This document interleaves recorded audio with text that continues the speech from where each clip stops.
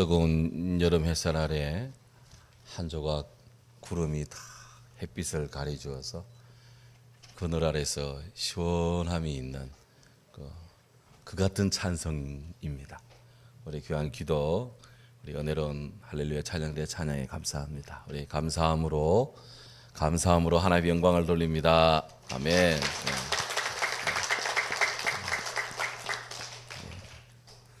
이태리의 어느 공작이 길을 가다가 열심히 상자를 만들고 있는 어느 작업자를 보았습니다. 그 공작이 작업자에게 묻습니다. 당신이 만들고 있는 그 상자를 어디에다가 쓸 것입니까? 예, 저는 여기에다가 꽃씨를 뿌릴 생각입니다. 아, 그래요. 공작이 흥미롭다는 표정을 지으면서, 그렇다면 흙을 담아야겠네요. 기왕에 흙을 채울 상자라면 무엇 때문에 그렇게 정성을 다해서 그 돌을 깎고 다듬는단 말입니까? 흙을 담는 건데. 그래서 너무 쓸데없는데 애를 쓰고 있네요. 그렇게 훌륭하게 만든 데에서 누가 그 화분대를 누가 알아줍니까?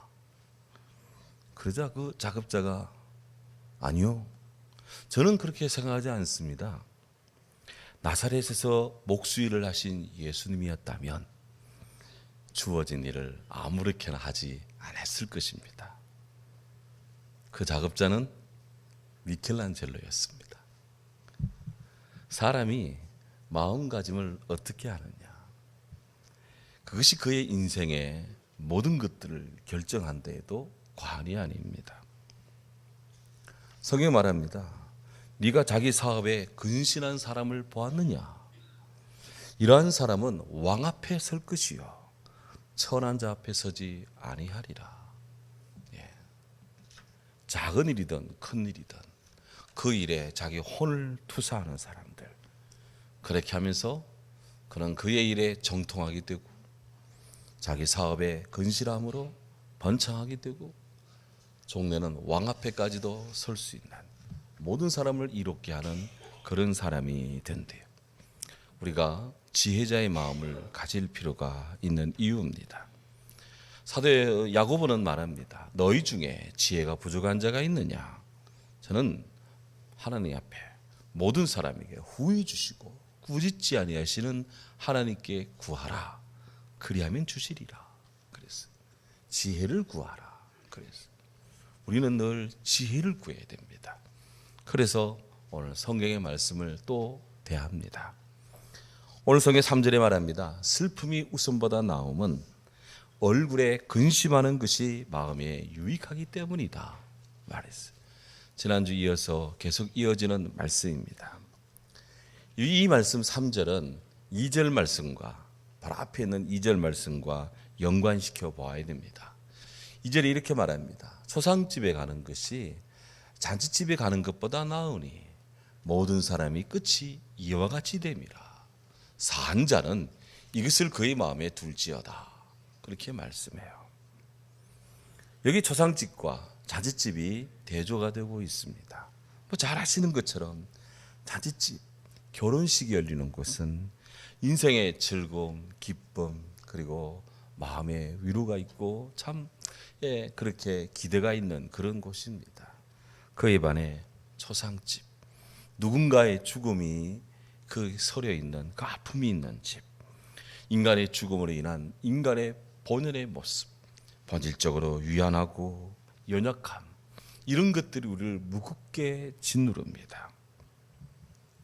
그런데 성경은 잔치집보다도 초상집에 가는 것이 오히려 그 사람의 인생에는 더 필요로 하고 더 유익을 준다, 그렇게 말하고 있어요. 사람이 누군가의 죽음을 대한다면 참 마음이 무겁습니다.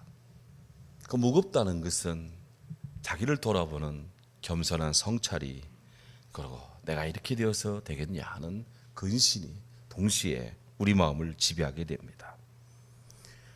초상집을 찾으면 언젠가인지 모르지만 나도 이 같은 순간을 맞이할 것인데 라고 하는 인생의 개인의 종말에 대한 심각한 생각을 순간순간 하게 됩니다. 성도님들은 안 그럴지 몰라도 저는 늘 그렇습니다.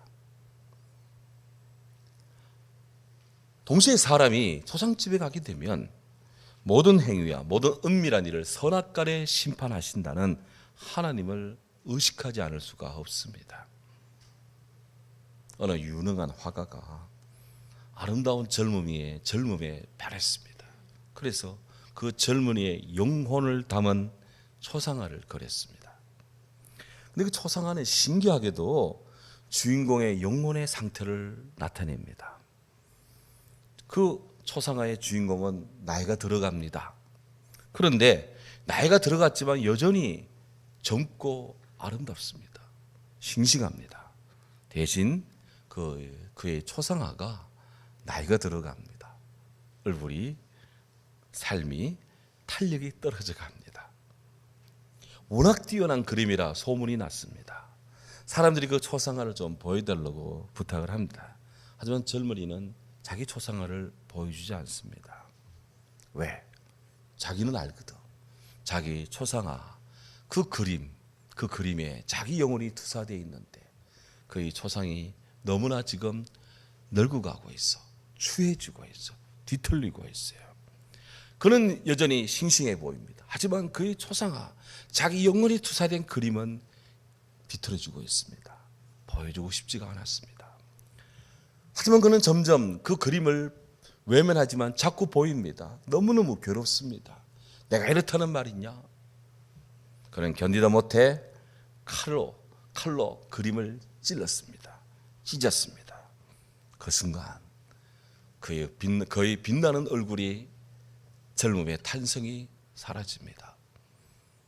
순식간에 자기가 나이 들었습니다. 대신 그 초상화는 젊음으로 그렇게 바뀌어졌습니다. 영국의 탄미주의 작가 오스카 와일드의 도리안 그레이 초상이라는 그 작품에 담긴 내용입니다. 도리안 그레이 초상은 우리 기대와 현실 사이의 괴리, 그 괴리 속에서 헤매고 있는 우리의 내면을 파헤치고 있습니다. 그렇습니다. 누구나 다 언제까지나 젊음과 아름다움을 간직하고 싶습니다. 언제까지나 나의 부족함, 나의 일그러진 자아, 나의 비틀어진 이 실체를 그렇게 좀 감추고 싶습니다. 하지만 언제까지나 그렇게 할 수가 없습니다. 그러면서도 우리는 그렇게 끝까지 젊은 양, 힘이 있는 양, 뭔가 되는 양, 그렇게 우리는 살아가고 있습니다. 스스로 어리석음을 알지만 계속 그렇게 살아가고 있습니다. 감출 수 없고 외면할 수 없는 우리 인생의 단면입니다. 인생의 끝점에서는 모든 것이 드러납니다. 끝까지 감추고 가기에는 우리의 삶이 너무 가련합니다. 마틴 하이데거라는 철학자는 낯선 것과의 만남을 통해 새로운 생각이 시작된다. 아주 의미심장한 이야기를 했습니다. 사람이 낯선 것에 대한 두려움도 있고 때로는 거부감도 있고 때로는 낯설음도 있는데 그런 것들이 낯선 것들이 내가 잘 모른다고 해서 외면하지 않고 그 낯선 것들이 내게 말을 걸어올 때 거기에 귀를 기울이고 관심을 가지게 되면 새로운 세계가 열립니다. 성도님들이 스마트폰이 처음 나왔을 때 다들 두려움 때로는 어려움을 느낍니다. 하지만 그것을 과감하게 사용해서 교체해서 사용하기 시작하면 여러 가지 에러도 많이 나지만 내가 모르는 새로운 세계를 또 그걸 통해 접해 나가는 것과 마찬가지입니다.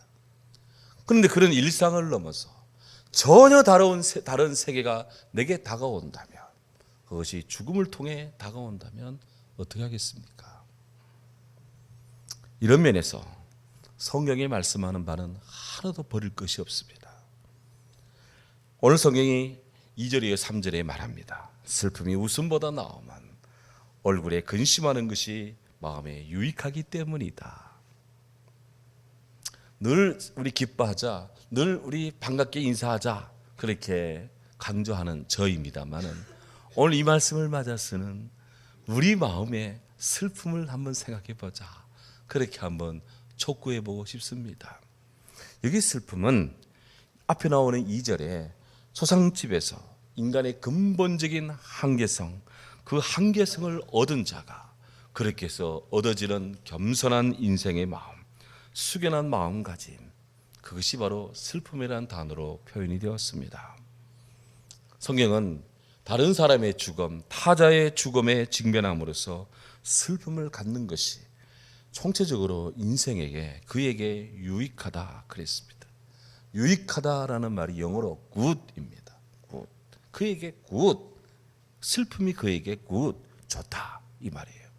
여기 좋다, good이라는 말은 몇 가지 뜻이 있어요. 선하다, 아름답다, 자비롭다, 친절하다. 초상집에 가서 고인의 슬픔을 당하는 남은 유족들, 그들을 위로하고 그 순간에 그도 슬퍼하고 그것이 그에게 너의 인생에 유익하다. 너를 더 선하게 만들고 너를 더 아름답게 하고 나를 더 자비롭게 하고 우리를 더 친절하게 만든다. 역설입니다. 그래서 성경은 지혜자의 마음은 초상집에 있다. 우매자의 마음은 혼인집에 있다. 그렇게 말씀해요. 오늘 우리의 마음의 중심이 어느 쪽에 가 있습니까? 우리는 살면서 토요일 날에 잔치집도 가야 되고 또 주중에 상가집도 가야 되고 우리 인생 그렇게 삽니다. 이쪽 가서는 슬퍼하고 저쪽 가서는 기쁨의 케이크를 먹고 그렇게 우리는 삽니다. 우리는 마음의 중심을 그렇게 오갈 때 무슨 생각을 해야 될까? 당사자를 기뻐하고 축하하며 위로하며 또 북돋아주고 그런 마음들이 자연스럽게 우리에게 교차될 것인데 오늘 성경의 이 말씀이 정말 우리 마음을 실감나게 두드리고 있습니다. 근데 오늘 성경 이어지는 5절에 이렇게 말합니다. 지혜로운 사람의 책망을 듣는 것이 우매한 자들의 노래를 듣는 것보다 나으니라. 여기 책망이라 그랬습니다. 잔소리입니다. 야단치는 거예요. 세상에 책망을 듣기 좋아하는 사람이 누가 있습니까? 그런데요, 제대로 된 인생의 품격을 위해서는 자신을 향한 책망을 겸손히 수용하는 그런 겸손과 지혜로운 마음이 필요로 합니다.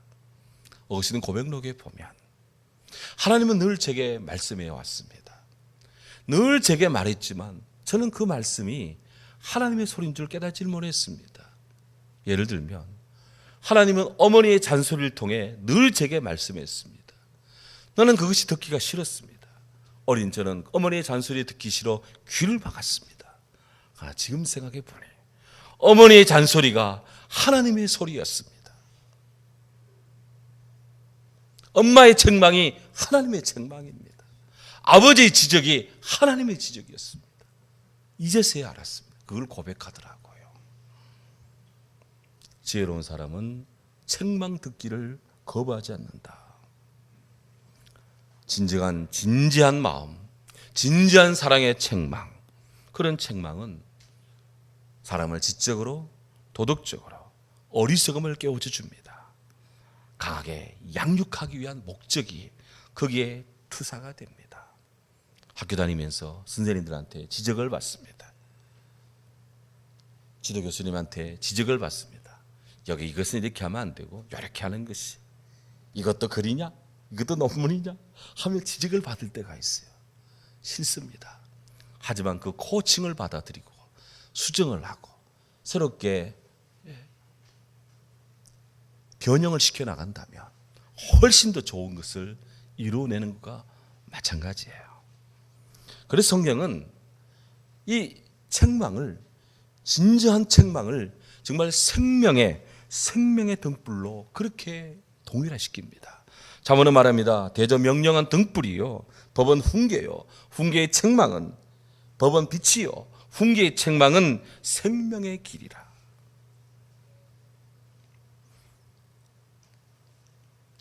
하나님 앞에서 이런 책망을 듣는다면 목사님이 나를 치네, 나를 찌르네, 그렇게 생각하기가 쉽습니다만 정말 사랑하는 자의 충언입니다. 누가 그런 이야기를 합니까? 성경은 그것을 생명의 길이라고 말했습니다. 어느 길을 걷느냐? 사망의 길을 걷느냐? 생명의 길을 걷느냐? 선택은 자유입니다. 하지만 책임은 각자가 지는 거예요. 나의 말을 듣고 행하는 사람은 그 집을 반석에 지은 지혜로운 사람 같다. 내 말을 듣고도 행치 않는 사람은 그 집을 모래 위에 지은 어리석은 사람 같다. 우리 어느 쪽의 길을 걷기를 좋아합니까? 텔레비전 예능 방송에 복면가왕이라는 프로그램이 있습니다. 저도 식당에서 우연히 몇 번 본 적이 있습니다. 노래 부르는 사람이 가면을 쓰고 나와 노래 부릅니다. 처음에 저 뭐 가면 쓰고 노래 부르냐 막 그렇게 했는데 뭔가 의미가 있는 것 같더라고. 보니까 사람들의 인지도 때문에 진정한 평가를 받지 못하는 그런 가수들이 막 노래 잘하는 사람들이 당당하게 가면을 쓰고 이름과는 관계없이 명성과는 관계없이 자기의 노래 실력을 뽐내는 막 그런 프로더라고요. 그 복면가왕에서의 가면은 바로 편견을 감추는 가면입니다. 임영웅이 나와 부를 때와 그냥 무명의 가수가 나와 부를 때 사람들이 느낌이 다르겠지요. 하지만 가면을 딱 쓰니까 저게 누군지 비슷하니까 저게 누군지 잘 모르잖아요. 그러니까 바라보는 사람이 뭔가 제대로 된 공정한 평가를 하고 나중에 이 사람이 그 사람이야 하면서 이렇게 놀랄 때가 많습니다.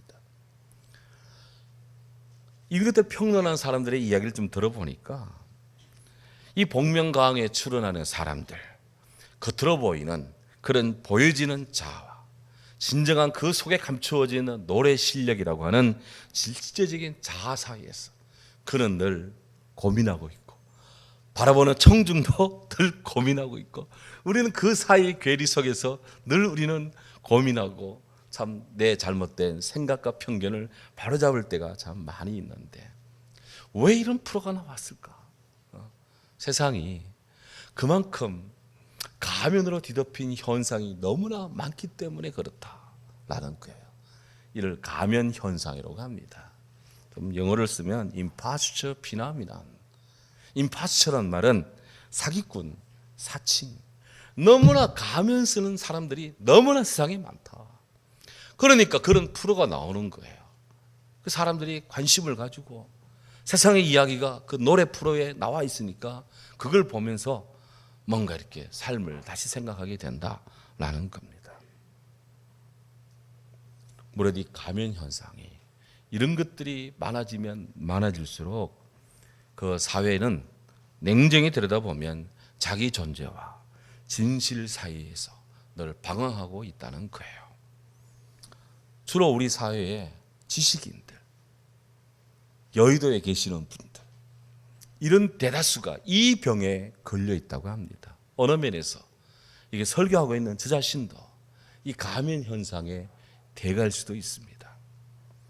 아무것도 못하면서 하는 척하고 아는 것도 없으면서 대단한 척하고 가진 것도 없으면서 있는 척하고 알지도 못하면서 아는 척하고 이렇게 척하는 것으로 가면을 씁니다. 자기는 일하지 않으면서 그저 남의 것, 남의 돈, 남의 주식을 내 것인 양 포장하는 데 명수들이 되어 있습니다. 프로이드라는 심리학자는 이런 자들을 가리켜서 위선자다 그렇게 말했어요. 거짓된 사람들이 주류가 되어 있는 사회는 불행합니다. 자라나는 어린이들이 무엇을 배울까? 신문의 어른들은 늘 걱정하면서도 또 한편 우린 돌아서면서 또 가면을 쓰고 다니는 거예요. 성경 말합니다. 우매한 자들의 웃음소리는 솔 밑에서 나는 가시나무 타는 소리 같으니 이것도 어때니라. 우리나라는 둘러보면 참 소나무도 많고 깊은 산에 가면 전나무도 있고 푸르른 나무가 많습니다. 그 나무들은 화력이 셉니다. 근데 이스라엘 땅에는 우리만큼 나무가 좋은 나무들이 많지 않습니다. 그래서 전나무가 이런 소나무가 부족했던 구약시대 사람들은 들판에 널려있는 가시나무니 건초니 보리그루트기니 이런 것들을 베어다가 채집해서 연료로 사용을 했습니다.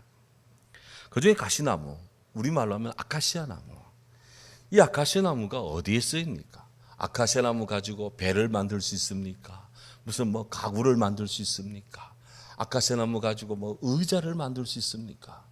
아카시아 나무, 제가 볼 때 아카시아 나무는 딱 두 종류의, 두 부류의 욕이 납니다. 하나는 불 때는 땔감으로 뭐 순적으로 쓸 수 있고, 또 하나는 육같이 만들 때 아카시아가 참 좋습니다. 아카시아 반을 딱 쪼개면 겉은 시커매도 안은 하얘요. 이게 똠지 뭔지 그냥 유치인지 뭔지 대부분이 구입이 돼요. 그런 가시나무입니다. 이 가시나무는, 아카시아는 불쑤시개 외에는 쓸 데가 없어요. 그런데 불쑤시개를 썬다 해도 이게 화력이 굉장히 지속적이냐, 또 그건 또 아니에요. 금방 타버리고 맙니다. 열량이 지속이 안 돼. 소리는 요란합니다. 가시나무 타는 소리 타닥타닥타닥타닥 소리는 요란합니다. 그런데 화력은 세지 않습니다. 변죽은 요란합니다. 그런데 실속은 별로 없습니다.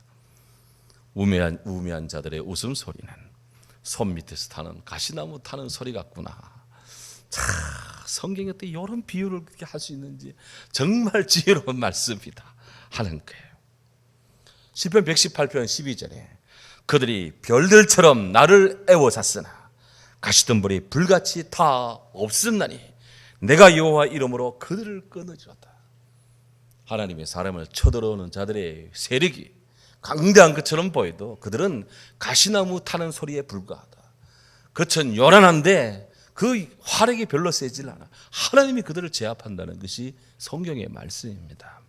오늘 정말 기도가 절로 나오더라고요. 주여, 가시나무, 가시덤불 같은 그런 존재가 되지 않게 하옵소서.